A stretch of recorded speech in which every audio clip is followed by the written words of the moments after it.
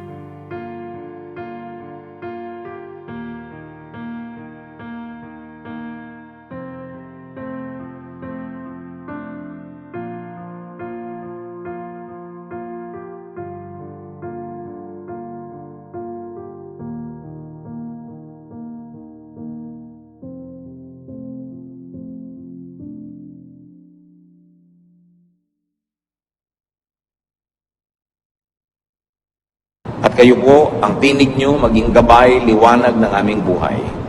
We ask you to speak to us powerfully. Use your servant only as your instrument. But may your voice be heard, O God. Lead us, heal us, encourage us, correct us. In the name of your Son, Jesus, we pray with thanksgiving. Amen. How do we make decisions? Araw-araw, meron tayong pasyang ginagawa. May maliit, may malaki. Merong napakahalaga, merong di naman ganong kalaki ang kahalagahan. Pero dapat pa rin tama ang desisyon. When we make decisions, first of all, get guidance from the written scriptures. Meaning the Bible.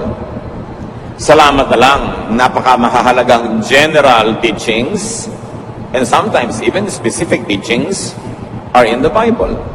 Knowledge that comes from the Bible save us from ruin, from grave mistakes, and even push us to greater accomplishment. Psalm 119, 105, your word is a lamp to my feet, a light on my path.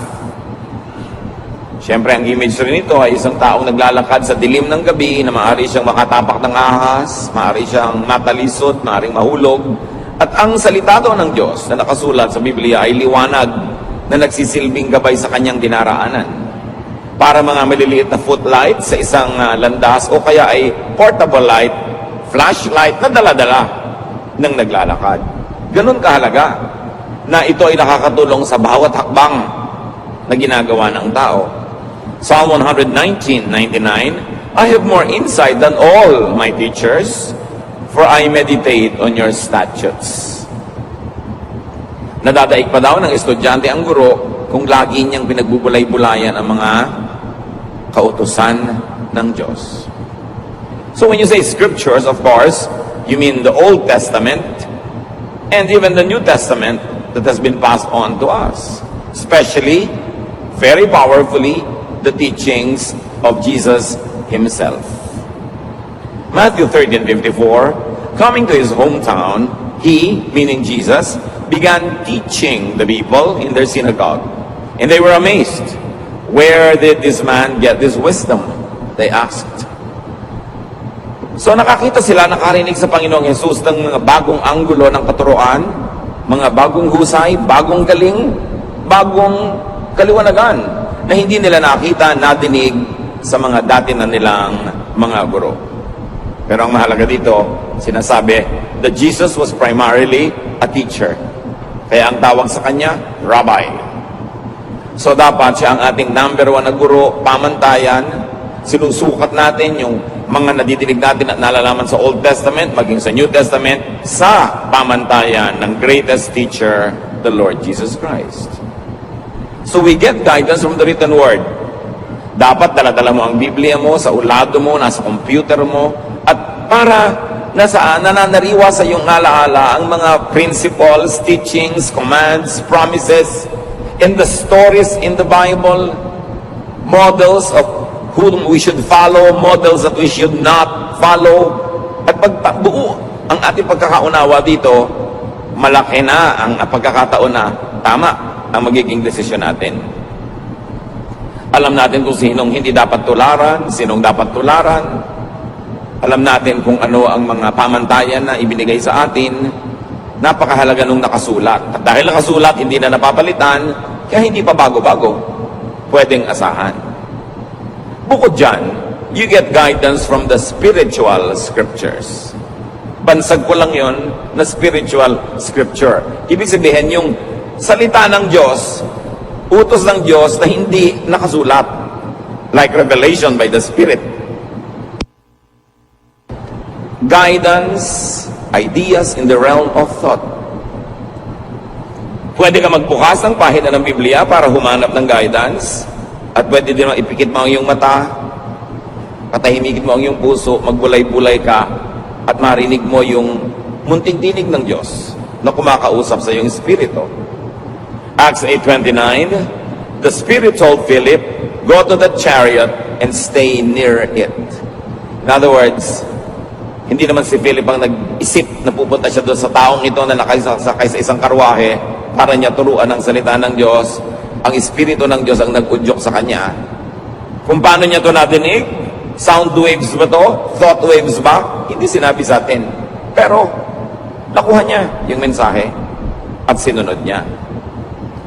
So, these so-called spiritual scriptures are not written, but they could be given in conscious thought.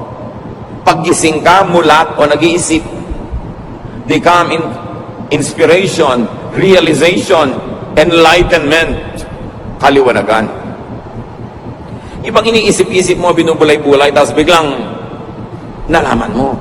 Biglang nagagap mo, nakuha mo yung ideya, kaiisip mo. Conscious. Acts 13:4, the two of them, sent on their way by the Holy Spirit, went down to Seleucia and sailed from there to Cyprus. So maaaring gusto mong pumunta doon pero nakasara ang pinto. Gusto mong gawin yon pero hindi pwede. Napag-isip-isip mo, ayaw ipagawa sa akin ng Diyos. So sa pag-iisip, sa pagbubulay-bulay, sa pananalangin, nahahayag sa iyo ang kalooban na hindi naman nakasulat sa Biblia. Kasi alam nga namang lahat ng gagawin mo, hanapan mo ng nakasulat. Ano kayang iluluto kong putahe ngayon? Anong kulay ang isusuot kong damit bukas? Sinong pakakasalan ko? Bibili ba ako ng bahay o hindi? Anong negosyo ang maganda? Wala ka naman makikita ng exact verse na para sa'yo. Pwedeng may mga verses sa written scripture na general na pwede mong paghanguan ng specific application sa buhay mo. Pero you are already taking the license to apply it to your life. Ngayon, meron namang mga revelation na dumarating sa iyo sa pamamagitan ng paghahayag ng Espiritu. Habang gising ka, at pwede rin kung tulog, because a spiritual guidance could be given in a dream.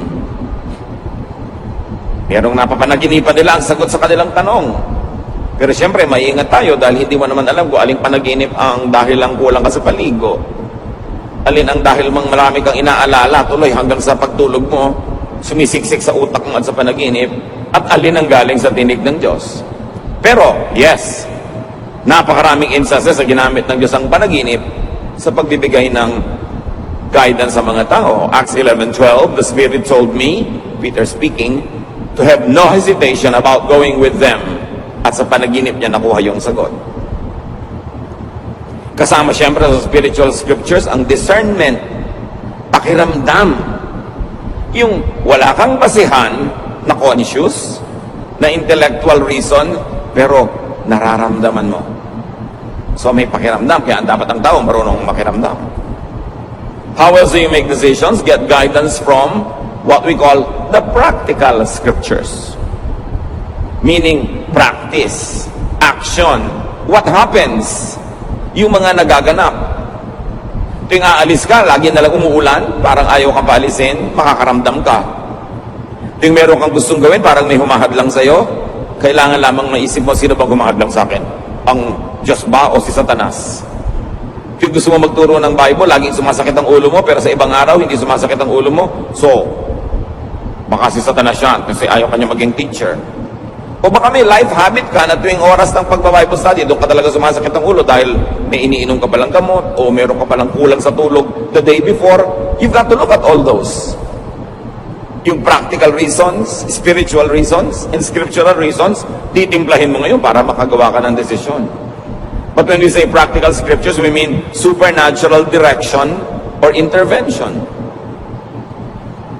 Yung malinaw na yung nagaganap sa paligid mo, in practice, in action, ayun ang kalooban ng Diyos para sa iyo.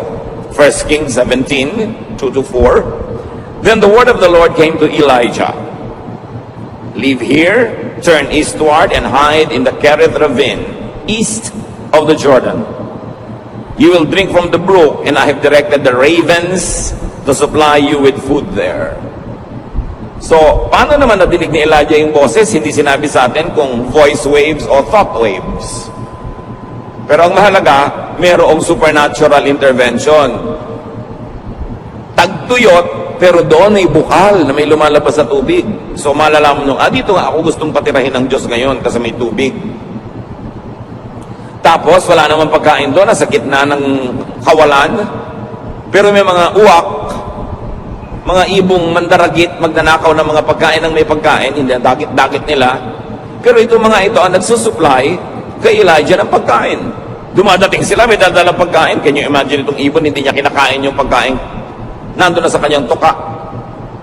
At iiwan pa niya para sa propeta. So alam mo, this is a supernatural intervention. Dahil hindi naman natural na nangyayari ang ganitong mga bagay. So clear, ito ang gusto ng Diyos. Plus, i-refer mo pa sa written scripture na ang ginagawa naman ni Elijah tama, ayon sa nakasulat na kalooban ng Diyos. Therefore, you can assume that what is happening is really God's will. Then where else do we get guidance? We get guidance from the common scriptures.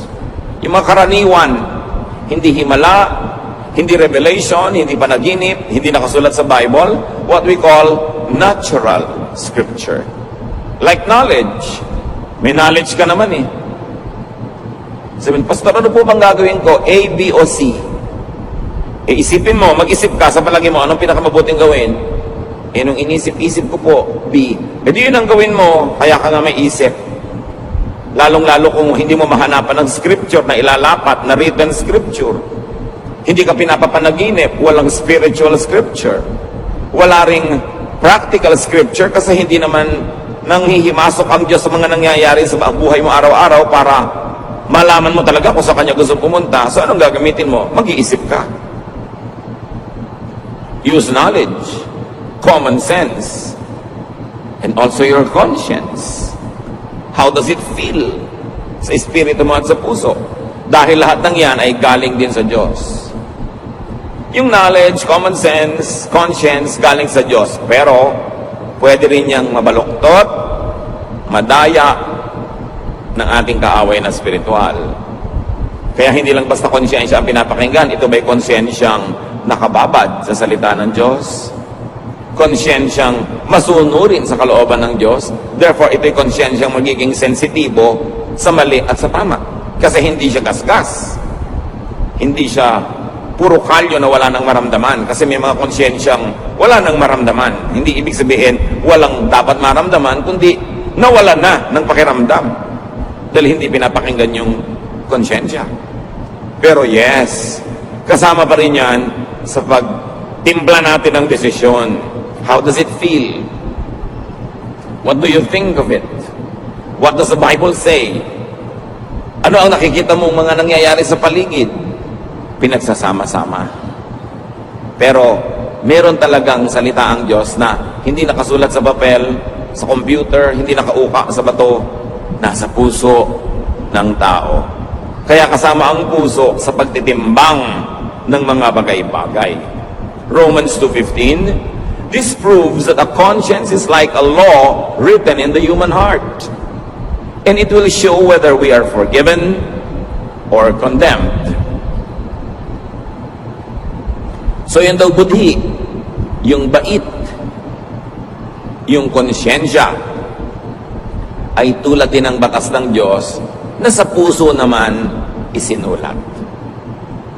So kasama rin yon. Ano ang sinasabi ng aking puso? Ano ang sinasabi ng nakasulat na verses? Ano ang sinasabi ng mga pangyayari sa paligid? Ano ang sinasabi ng aking mga panaginip? Ano ang sinasabi ng karunungan ng mga tao na kapaligid sa akin, lalo ng mga makadiyos na tagapayo? Pinaglalakip-lakip natin yan bago tayo gumawa ng mahalagang desisyon. Get guidance from common sense, from knowledge, from experience. Dahil yan ay pagpapala din sa atin ng Diyos. Halimbawa, ang mga Hudyo, ang mga unang naging Kristiyano, hindi naging malinaw sa kanila agad-agad kung ang mga kaugalian nila at katuroan ng pagkahudyo ay itutuloy pa nila ngayong sila'y Kristiyano na. Pero may mga ibang uri pa ng tao na naging Kristiyano, mga Hentil, Gentiles, non-Jews. In other words, yung cultural baggage ng mga Jew, hindi cultural baggage ng mga Gentile. Halimbawa, Jewish men, Jewish boys always had to be circumcised. Gentile boys were not required. Jewish people were required to eat this and not to eat these types of food. The Gentile people were required by other dietary traditions. May ibang kaugalian at may ibang mga kinasanayan ng mga Jews at Gentiles. Eto ngayon, paano nung naging Christian na ang mga Gentile? Automatically, yung mga Jews na naging Christian, itinutuloy pa nila yung traditions nila kasi Jews sila. Pero yun bang Gentile na naging Christian, pasusunodin din nila sa mga batas na nakasulat sa scriptures ng mga Jew, lalo't Old Testament. Meron ng New, the Lord Jesus Christ. Pinagtalo-talunan yan ng mga theologians at napagkasundo nila ito. Acts 15:10. Now then, why do you try to test God? By putting on the necks of Gentiles a yoke that neither we nor our ancestors have been able to bear. So sabi nitong matalinong tao, bakit natin gagalitin ang Diyos? Susubukin ang Diyos. Sa pamamagitan ng paggigiit natin, pagpipilit, na yung mga napakahihirap natin mga batas at tradisyon na tayo nga hindi natin masunod at hindi rin nasunod ng mga ninuno natin, ipapamana natin at ililipat at pipilitin pang sundin ng mga Gentiles na naging Christian. Hindi pa ba sapat na maging Christian na lang sila? Huwag na silang gawing Hudyo. At ang napagkasundoan, yes, huwag na nga. Maliban na lang sa tatlong mga bagay na ito at binanggit nila yon. Pero ang kahulugan ng napaka-importante, ginawa nilang user-friendly ang Christianity to the Gentiles. Yung mga hirap na pagsunod sa mga batas ng pagiging Hudyo, di na nila iginiit na sundin din ng mga Gentiles. In other words, sa pagtuturo nila sa mga Gentile Christians, may mga nakasulat sa written scripture sa Old Testament na nasa tradisyon nila na hindi na nila ipinilit pa na sundin din ng mga Gentiles. So what do we see the new church in Jerusalem doing? They discarded what was outdated, irrelevant, and undoable to the Gentile. So pwede ka na maging Christian na hindi ka nagpapacircumcise. Hinayaan na nila yung mga Gentiles sa kainin yung mga dati nilang kinakain, except sabi nila, huwag kayong kakain ng mga karning, yung dugo ng dumpa. Yun ang isa nilang mga iginiit. Tatlo lang yung pinilit nila, yung isa huwag ka mamuhay sa immoralidad, etc. Pero kung tutusin, by very strict Jewish standards, binibreak nila ang Old Testament, di ba? Dahil hindi na nila ipinapasunod sa mga Gentile believers, pero pinagana nila ang utak nila, ang practical teaching, common sense, tinignan nila yung convenience ng mga mananampalatayang Gentile at nagpasya silang, oo nga, tayo na lang mga Jewish Christians ang magpatuloy ng Jewish traditions while we are Christians. But the Gentiles need not become Jews just so that they could be saved. So, in the manner of speaking, the apostles were discarding a lot of written scripture in favor of the unwritten one. Common sense, knowledge, conscience, and kindness to the new believer.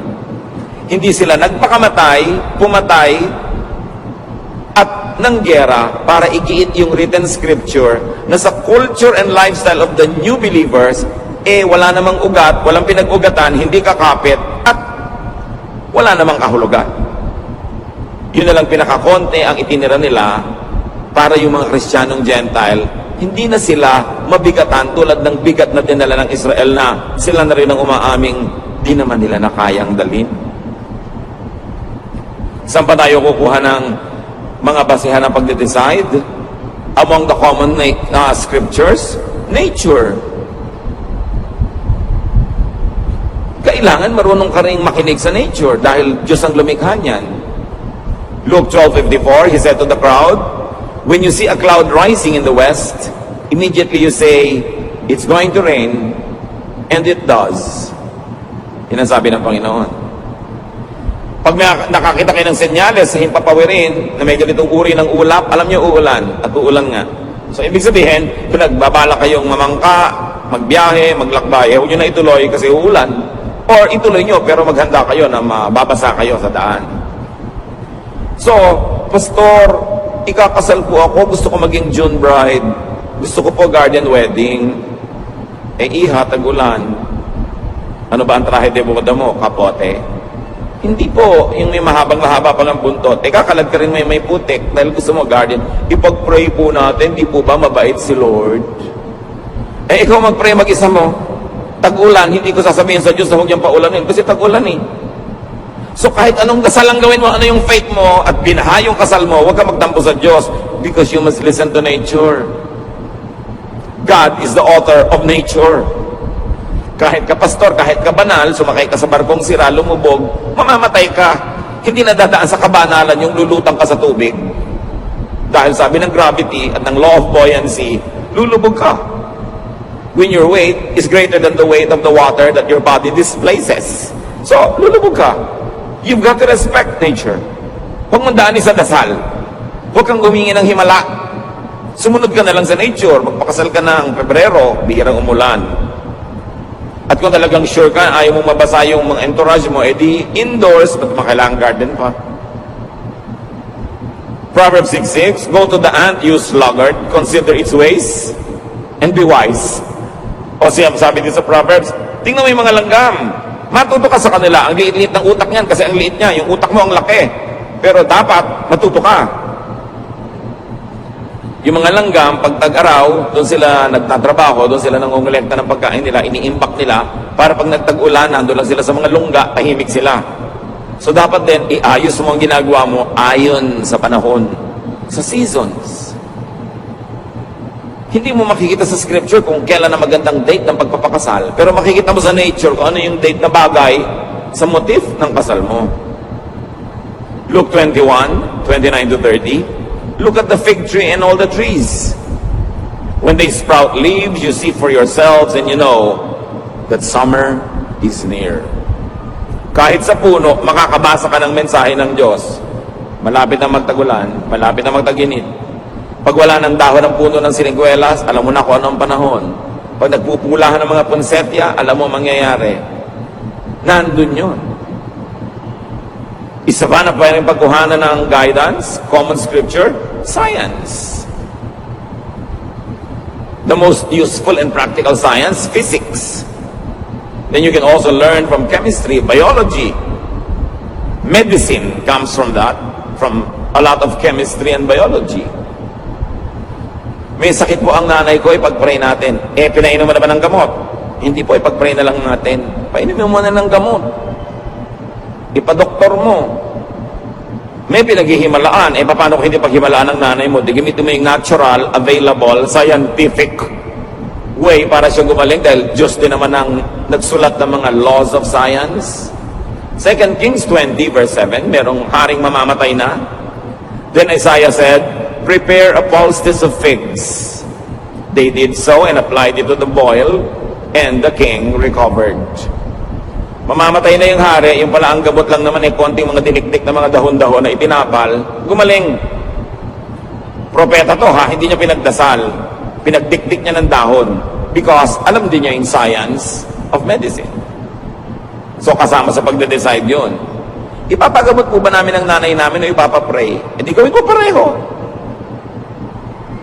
Pero ipagamot mo kasi yun ang sinasabi ng pinakamababaw, pinakauna na pangangatwiran, yung natural. Why go against natural law when you can follow the natural law? Si Timothy, laging sira ang tiyan. Sinabi ba ni Paul, manalangin ka? No. 1 Timothy 5:23, stop drinking only water and use a little wine because of your stomach and your frequent illnesses. So anong payo ni Paul?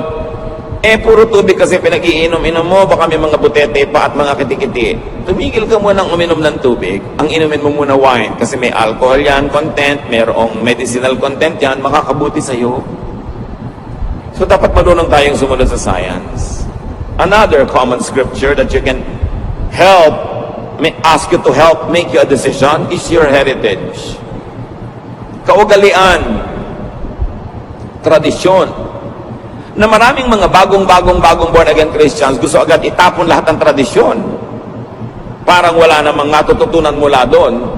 Ang tagal-tagal bago nabuo ng ating mga ninuno ang kanilang mga kaugalian, trial and error through hundreds, maybe thousands of years. Surely may pakinabang ka dyan. Job 8:8-10.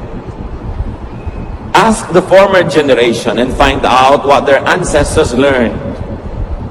For we were born only yesterday and know nothing, and our days on earth are but a shadow. Will they not instruct you and tell you? Will they not bring forth words from their understanding?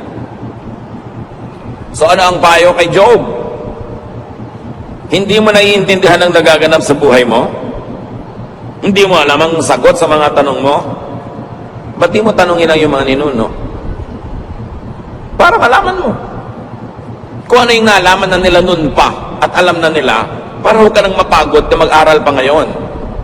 Papunta ka pa lang, pabalik na sila. At yun ang halaga ng payo ng matatanda.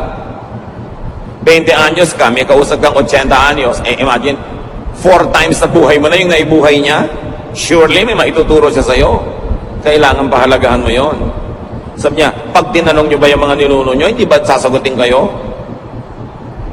Paano ka naman po tatanungin, namatay na? Yun nga di, alalahanin mo ang kanilang mga kasabihan, ang kanilang mga kawikaan, na binuo nila dahil observant sila sa laws of God, laws of nature, the laws of conscience, the laws of society. Nakabuo sila ng mga kasabihan. Pag sinabing putik din lang at putik, tawirin at nang malapit. Ano yon? Huwag ka na magpa-arte-arte, dumiretso ka na ng madali at matapos. Pag sinabing ang naglalakad ng matulin, kung matinik ay malalim, hindi na maintindihan ng mga tao ngayon kasi lagi silang sapatos o tsinelas. Pero nung araw, nakayapa ka mga tao, mas mabilis ka maglakad, pag nakatapa ka ng tinik, mas malalim ang baon. Kaya sabi, pag naglalakad ng marahan, kung matinik ay mababaw, ibig sabihin, kung dahan-dahan ka, hindi ka pa dalos-dalos, magkamali ka man, konti lang. Bakit nakakalimutan natin yung mga proverbs, mga kawikaan, mga salawikain? Ang tagal-tagal bago yun nabuo ng mga ninuno natin.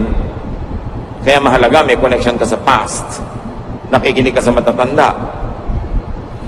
Pagka ayaw ng lola mo sa nanliligaw sa'yo, 99% tama ang lola mo. Sa dami na, nang nakita niya naman nagligawan, nagpakasal, mga naniwala, na denggoy, na 1, 2, 3, alam na niya. Kaya makikinig ka. Hindi ko mo gwapo yung nanliligaw sa'yo, gustong-gusto mo na, pero yung mga matatanda sa pamilya nyo, ayaw nila. May dahilan yun. Kung di man alam ng utak nila, meron silang pakiramdam. Ayaw mo bang pakinabangan yung alam nila? Hindi mo sila papakinggan, gusto mo sarili mo lang ang sundin mo para magkamali ka. Ang dami na kasi nagkamali sa buhay ng mga ninuno natin, sila mismo nagkamali. Kaya alam na nila kung ano mga landas ang dapat iiwasan.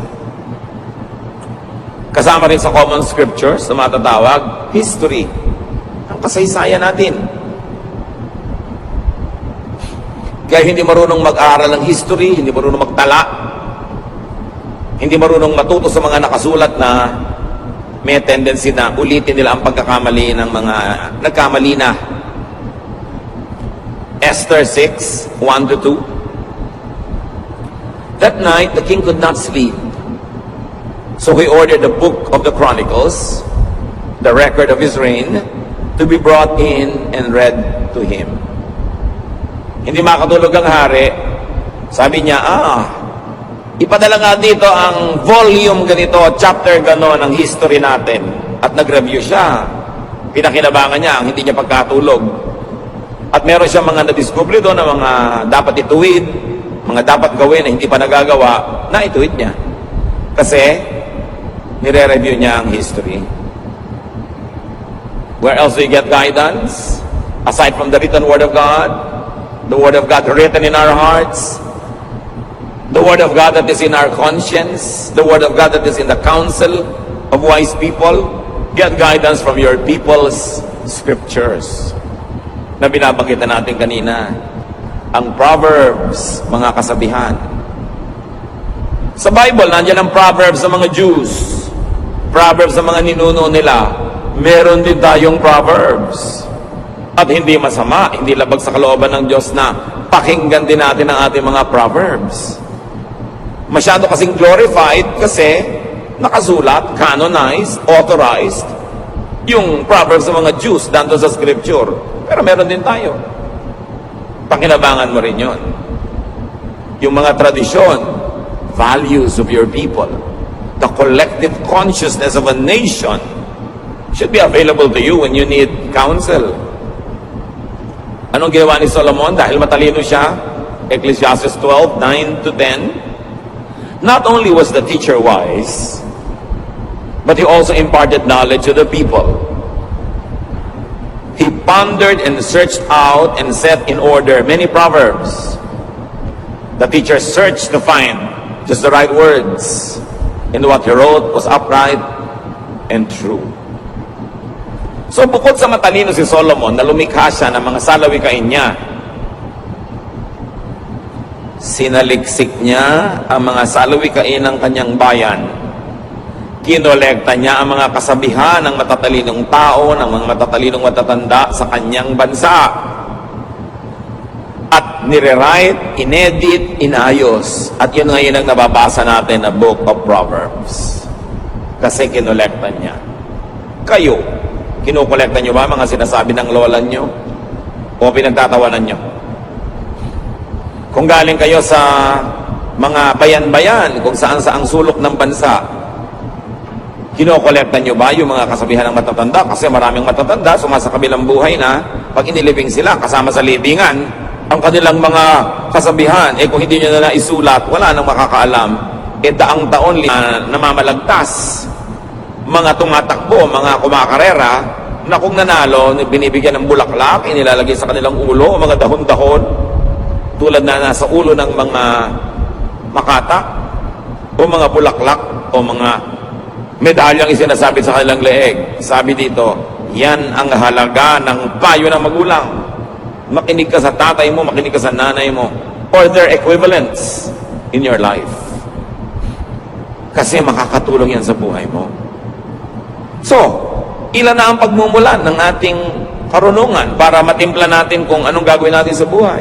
The written scriptures, the spiritual scriptures, that's in your heart, your conscience, your knowledge, natural knowledge, sciences, discernment, mga kasabihan, ipapanalangin mo pa, tapos may gagawin ka pa. Ang dami. Anong sabi ni Solomon? Susukatin mo doon. Ecclesiastes 2:16, for the wise, like the fool, will not be long remembered. The days have already come when both have been forgotten. Like the fool, the wise too must die. So nagkakamatayan din lahat ng tao, matalino't hindi. So sabi ni Solomon, anong mahalaga sa buhay? Ecclesiastes 3:12, I know that the best thing we can do is to always enjoy life. So ito sabi ng panaginip mo, ito sabi ng verse, ito sabi ng matatanda. Ngayon, ang ending is, sabi mo, nakaka-enjoy ba sa buhay itong gagawin kong desisyon? Kasi sabi ni Solomon, na pinagkalooban ng Diyos ang pinakamataas na talino, dapat enjoy ka. Nagpakabayani ka, nagtanim ka, hindi ka nagtanim, nagpakatalino ka, hindi ka nagpakatalino, mamamatay din kayo lahat. Sabi ni Solomon, pare-pareho wala kayo mabubulok. Therefore, pahalagahan mo ang buhay. Dapat mahalaga bawat sandali, mahalaga bawat yugto, at dapat nag-enjoy ka sa ginagawa mo. Okay, tutulong ka kay ABC. Sino naman ang pinaka-enjoy ka? Si B. Hindi na tulungan mo kasi hindi man pwedeng tulungan lahat sabay-sabay. So kasali ka rin. Dapat meron ka enjoyment. So itatanong mo sa buhay mo, enjoyable ba? Okay. Balik tayo kay June Bride. December pa lang, pinaplano niya yung June wedding. Pero tag-ulan, tag-bagyo. Itatanong mo na sa sarili mo, mag-i-enjoy ba ako mula Enero hanggang Mayo na isip kung baka bumagyo sa wedding day ko? Anong obvious answer? Hindi ka mag-i-enjoy kasi mag-aalala ka. Therefore, wag na lang June. Nakakuha ka ng payo, sinala mo kay Solomon. Okay, ang gwapo-gwapo nito nanliligaw sa akin pero ubod ng tamad. Pero pag niyayakap niya ako, nakakalimutan ko na ang lahat. Pero ang point, mag-i-enjoy ka ba? Nakasama mo buong buhay ang patugan na yan. Gaano katagal mo at kadalas mo gustong mayakap ka maghapon? Kung maalinsangan, maiinis ka rin yan. Mag-i-enjoy ka ba? So naisip mo yun? May mga magtatanong, saang church po kaya ako mag-a-attend? Doon sa very conservative, sa hindi conservative, sa gitna. Saan ka mag-i-enjoy? Ano bang pagkatao mo? Gusto mo ba yung masayang tugtog o yung mabagal na tugtog? Gusto mo ba yung kada kibot ng buhay mo, kinokontrol ka ng leader o binibigyan ka ng laya? Alin ba? Saan ka? Saan ka mag-enjoy? Kasi pare-pareho naman Bible yung pinagbabasihan ng turo. Pare-pareho rin kaligtasan dahil sa dugo ni Jesus. Saan ka enjoy? Dapat kasama yun sa decision. At hindi lang yon, dalawa ang filter. So enjoy ka na. Kala mo pwede ka namang gumawa ng ganong decision. May isa pang salaan. Filter everything that's left with Jesus' new commandment on love. Nakakalito ang daming commandment. 10 commandments, 613 misvots, or additional commandments and regulations in the Old Testament. So 623 na yon. Nagdagdag pa yung mga disciples at mga apostles. May mga apostle pa na yung ayaw makinig sa kanila. Gusto nilang paulanan ng apoy, etc. etc. So, sisalain mo uli. John 13:34-35. But I am giving you a new command. You must love each other just as I have loved you. So, isinet aside ng Panginoong Jesus ang lahat ng commands. 10 commandments, 613 laws and misvots, traditions, regulations. At sabi niya, eto ang kaisa-isang command na iiwan ko sa inyo. Love. Love each other. People will know that you are my disciples if you are loving. So ngayon, may decision ka na. O sige na nga, December na lang kung magpapakasal. May pangalawa pang tanong, is it loving? Magiging mabuti ka ba sa pakakasalan mo? Makakasagabal ba yung wedding mo sa kanilang Christmas traditions ng lahi nila? Mabuti ba na gawin yun sa ganung panahon? Magiging maibigin ka ba to everyone involved?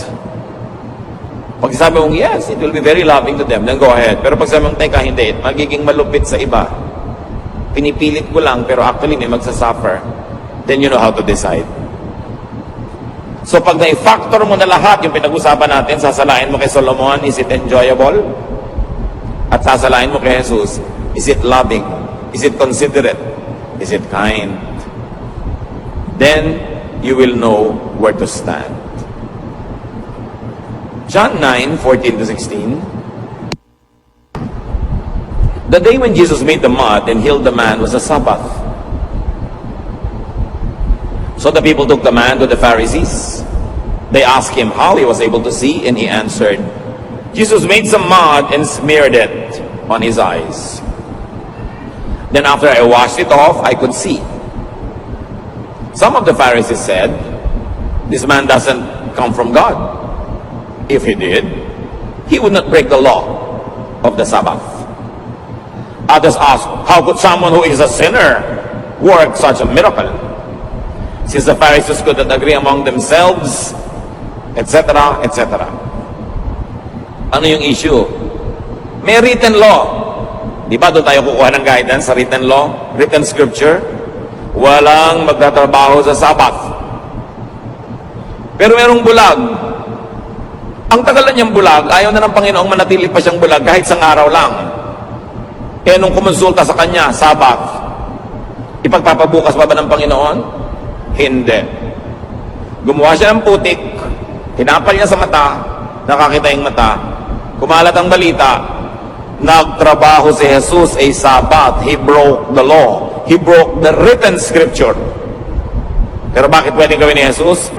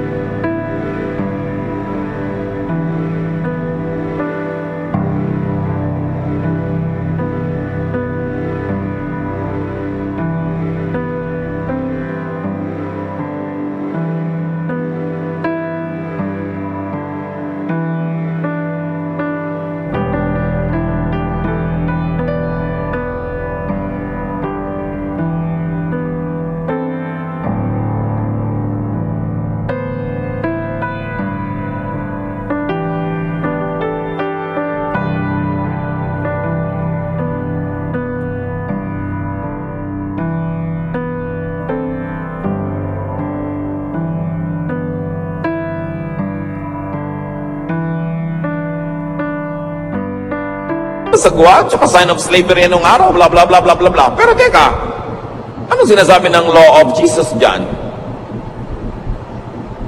Pipigilin ba natin siya?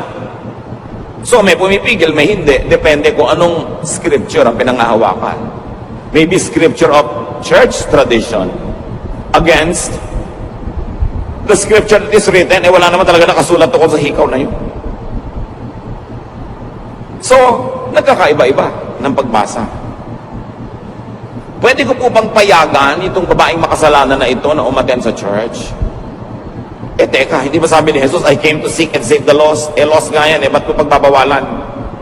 Di ba, nakasagwa naman para tayong konsentidor, pinapa-attend natin, blah, blah, blah, blah, blah, blah. Pwede bang sumali sa Lord's Supper ang isang makasalanan? Pagka hindi mo pinasali lahat ng makasalanan, sinong matitirang kakain dyan? Mga ipis. So, iba-iba, mga kapatid, ang attitude ng mga leaders, mga pastors, sa mga churches. Kasi saan ba nakahawak? Doon lang ba sa written word? Si Jesus nga, diniscard niya yung mga written word ng Old Testament para manaig ang bagong command, the command to love. Meron din mga tradisyon sila, hindi pwedeng makihalubilo ang mga banal na tao sa mga makasalanan. Tapos ang laging kahalubilo ng Panginoon, mga makasalanan. Pero sabi ni Lord, well, I am a friend of sinners. At ang tanong ng mga religious leaders, bakit yung boss nyo, friend of sinners? Di ba dapat umiwas siya sa mga yan? Pero yun ang talagang laging kasama ng Panginoon. Maraming law sila about fasting, but the Lord hardly fasted except on one very famous occasion, yung 40 days na sinasawag. Tapos nung kinriticize siya, sabi niya, well, nandito pa ang inyong Lord, so bakit kayo magfa-fast? Mag-fast na kayo sa ibang panahon.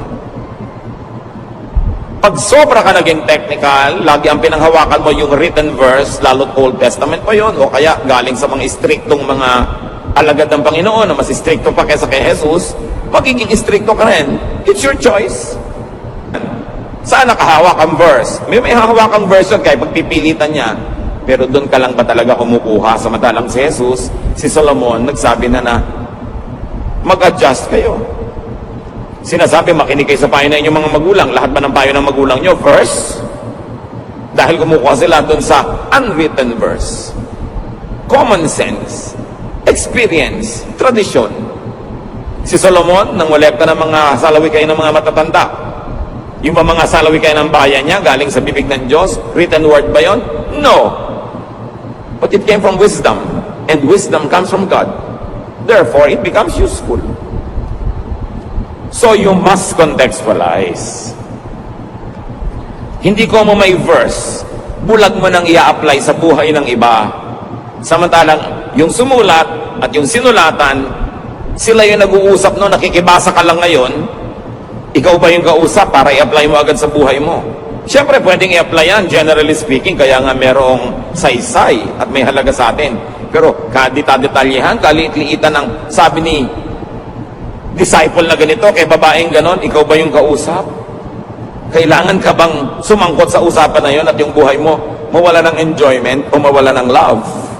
Kaya mahalaga sinasala kay Solomon at kay Jesus. Get what Scripture meant to and for the original recipients. Maraming utos sa Biblia, may kausap. Sabi ng Diyos kay Noah, gumawa ka ng sasakyang dagat. Siya ang kausap, hindi ikaw. May sinabi si Paul sa mga babae sa Corinth, disundin nila, sila yung kausap. Pero ikaw ba yung babaeng tinutukoy niya? Ikaw ba yung pinagbebelo? Ikaw ba yung pinapagalitan niya? Eh kung hindi naman ikaw, ba't ka sasali sa usapan? So mahalaga. Pwede mo rin naman kunin yung ano ba yung universal general teaching ng usapan nila na pwede ko i-apply sa buhay ko. But for you to apply every detail of what person A told person B in the Bible, you will end up being oppressed. Tulad din ng mga Hudyo na Kristiyano, sabi na, o sige, huwag na nating pasunurin sa mga batas ng Hudyo yung mga Gentile na naging Christian. Sila mismo, yung sarili nilang batas, itinabi nila para tanggapin nila yung new reality that now the faith is no longer exclusive to Jews, but it also included Gentiles. So how do you solve that? You don't have to turn them into Jews. Laws have to be rewritten. Ganon din sa buhay natin bilang mga mananampalataya. Hindi laging dapat mong ikulong ang sarili mo doon lang sa sabi ng verse. Kasi maraming mga pagkakataon ngayon na hindi naman na-anticipate at hindi kasali sa naging usapan ng mga nasa verses.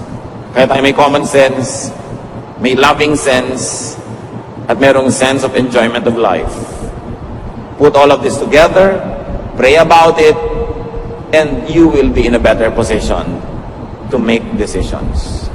Ama namin sa langit, salamat dahil involved kayo sa buhay namin. Ayaw nyo kami magkamali, although hindi nyo naman laging diretsahang kinakausap. So turuan nyo kami na magbase ng karunungan at mga desisyon sa iba't ibang mga pinagkukunan ng karunungan, pangunahin na yung nakasulat na scripture. But teach us